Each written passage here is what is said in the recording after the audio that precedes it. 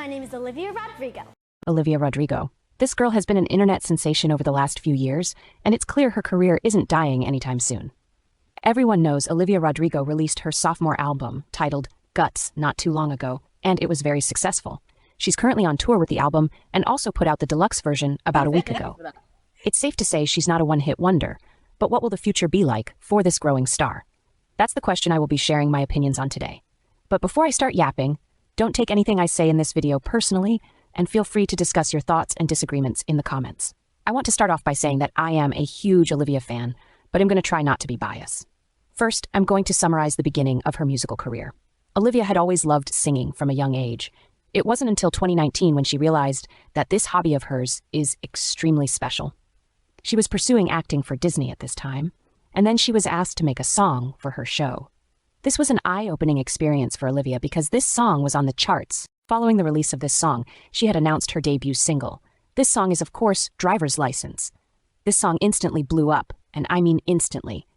I know you heard this song everywhere at the beginning of 2021. Driver's License went platinum within 2 weeks of it being out, which is insane. With this new musical creator breaking records out of nowhere, many questions surfaced. Everyone was wondering what was next for her. Her next single came out on April 1st of 2021. This song also did extremely well. Along with her new single, she announced her debut album, Sour, was coming soon. Was this going to be the album of the year, or would it not live up to the hype? When Sour dropped, it broke the internet. She broke more records and a ton of the songs charted. 7 of the 11 songs on Sour currently have over 1 billion streams just on Spotify alone. All of the songs on the album have at least 500 million streams as well, which is pretty crazy. This album was a favorite for many, and it created one of my favorite fandoms. It was safe to say Olivia's debut album was a success. I'm sure it felt great for Olivia to know she wasn't just a one-hit wonder. She went on tour with the album and sold out every show instantly. She was only performing at around 3,000 capacity venues at this point. Her tour was extremely successful, but some people thought her performance lacked entertainment and enthusiasm, but we'll get into that later. Now on to her sophomore album.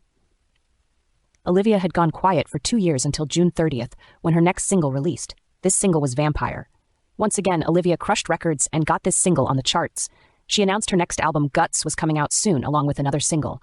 Bad Idea, Right did very well, but not better than Vampire. Vampire continued to get much attention, and this brought so much hope for Guts. After 2 years of waiting, it was time for the release of Guts. This was her I made it point. Sophomore albums are stressful for so many artists because they don't know how people will react. Olivia had really confirmed she's an amazing songwriter and singer. It wasn't just luck or a coincidence. Guts was genuinely a great project, and it did basically just as well as Sour. There is no skip on the Guts album for me, which is a huge win. I honestly think I like Guts better than Sour. The best performing songs on Guts are Get Him Back, Lacy, All American Bitch, and of course Vampire. My personal favorites are Logical and Pretty Isn't Pretty. Now I'm going to go more in depth about her current tour. There were around 50 shows, and they were all in arenas. These arenas held about 20,000 people, which is crazy considering 2 years ago she was only playing for 3,000, and it was still super hard to get tickets for. I never got off of the wait list, and there was no chance I'd pay over $1,000 for one singular nosebleed ticket. At least I thought it would be impossible for me to go. That's right, I got tickets. I went 2 weeks ago, and it was very last minute because, like I said, I never got off of the Ticketmaster wait list. I also didn't get Silver Star $20 tickets. I love Olivia's music, so that was a disappointment. 3 days prior to the event, I bought resale tickets that were decently priced, but still expensive as hell. But then they turned out to be fake on the morning of the concert. I bought from StubHub and they fucked me over, but at least I got a refund. I called them multiple times because they're supposed to provide you tickets if your seller sells fraudulent tickets. But nothing was working. I decided I was still going to drive to the venue just to get merch. When I got there, it was 3 p.m. and the show started at 7:30. As soon as I parked my car, I realized there was no line in the ticket booth area, so I looked to see if they still had tickets, and they did.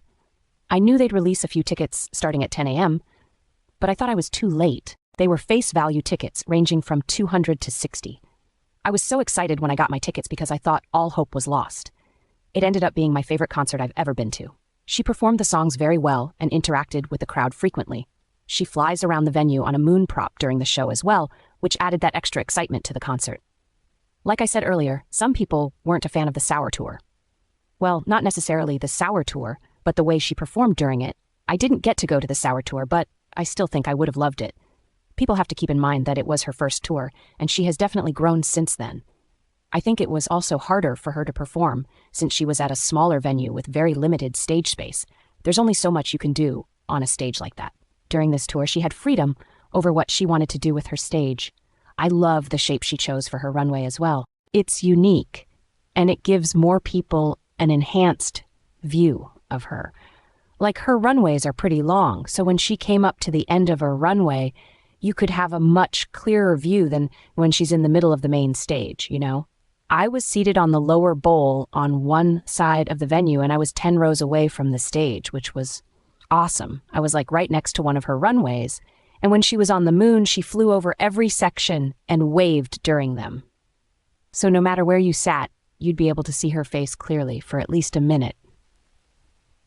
A few days after my show, Olivia announced Guts Spilled, which is the Guts Deluxe album. This album has 5 new songs, but 4 were available previously, but exclusive to her vinyl. But there is one brand new one. This is a perfect transition to the next segment, actually, because I want to dissect that one brand new song.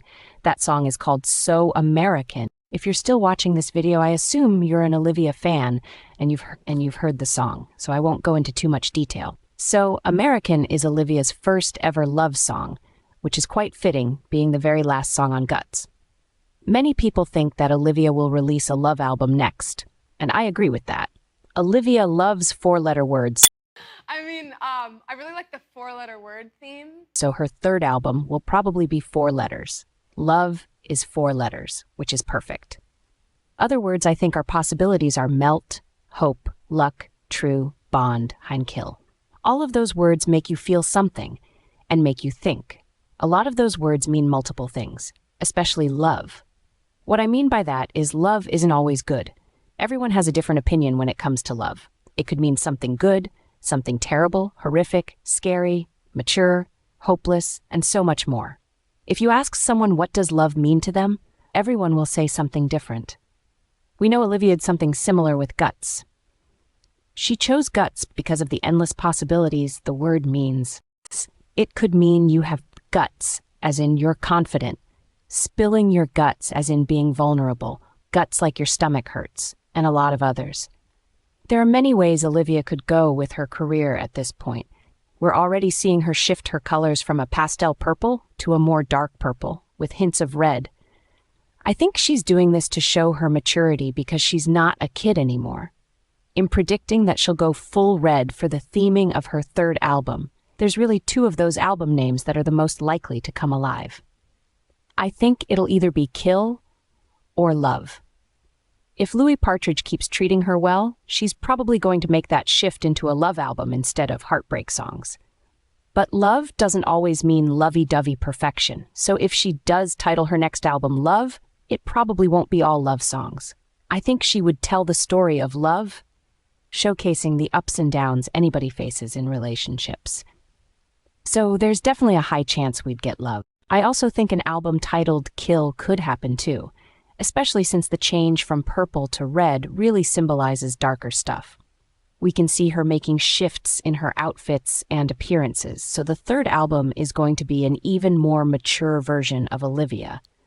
But to be fair, she will be maturing for the rest of her life, as we all do. But you get what I'm saying. She wants to get out of the box of being treated like a kid just because she was on Disney when she was little. She wants to show that she's more than that, and I think she's doing great at that. The title Kill would be more mature and aggressive compared to Love also. I think both make sense, and I could see her creating a great album based on either prompt.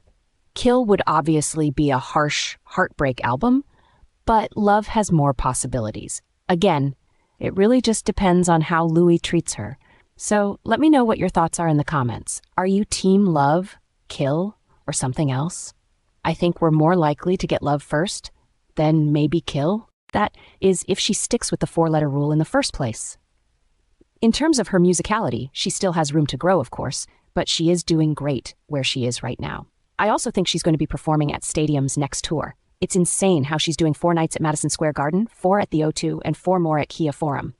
And all of these shows have been sold out since the pre-sale. She's only going up from here. If she does do stadiums, they're probably still going to be insanely difficult to get tickets to, but it will allow like 50% more fans to go see her live. I think she should play festivals at some point as well, because she would go crazy at Lollapalooza. I'd love to see her again if I could, because like I said, that's my favorite concert I've ever been to. Let me know if you guys want a full vlog experience of her concert as well, because I genuinely had so much fun, and I have a ton of footage. For the people who weren't able to get tickets to her show, she created a photo op bus that toured along with her. Wherever she was performing, this special bus was also at the venue. The entry was completely free, and you could take photos inside of it. It contained some of Olivia's costumes and iconic items from music videos, which is so cool. She gave other people a chance to have fun with her community for free. I also forgot to mention the collaboration she did with Crumble Cookie. That was just so fun as well. That's the first collaboration Crumble has done with any other human, I believe. The cookie really resembled Guts, and people had so much fun trying it. It was only available for 1 week, and that was the week of when Olivia was coming to your city, which is really unique. The cookie toured along with Olivia, and again, this is something she did for her fans that she didn't have to. This definitely brightened people's days, especially if they weren't able to see their idol in concert. She's just such a genuine and sweet person, from what we can see, and I know she has a bright future ahead of her. There is literally nothing wrong with Olivia. She's really funny too. Yeah, and people are like, oh my gosh, she's hacked. And I'm like, yeah, you guys be safe. Like, And I cannot forget to mention how gorgeous Olivia is. She's one of the prettiest girls I've ever seen. But maybe that's just me being a lesbian. Either way, she's effortlessly beautiful, whether she's performing on stage, filming a music video, or just outside. I mean, just look at her. Anyway, in conclusion, I do not think she will fall off anytime soon. Olivia is a great singer, performer, and just a great person overall. I think we will be seeing more growth from this pop star in the future.